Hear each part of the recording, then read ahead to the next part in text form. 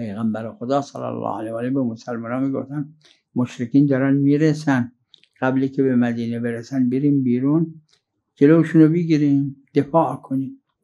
وقت بعضیاشون نمی‌مدن، بعضیاشون آزر میوردن. اینا قرآن کریم مسلمونا رو که البته منافقین بودن اونا ملامت کرده، فرموده از خود کفار یاد بگیرید. چطور اونا مگه کفار که به جنگ میان مگه کشته نمیدن، مگه زخمی نمیشن؟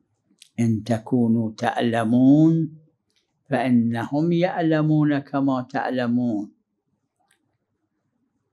لهذا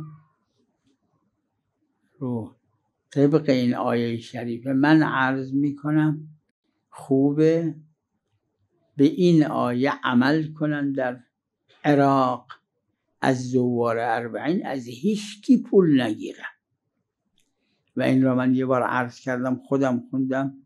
غیر مسلمان ها یک زیارتی دارن سالی 1 روزه که زیارت دینی پیش خودشون.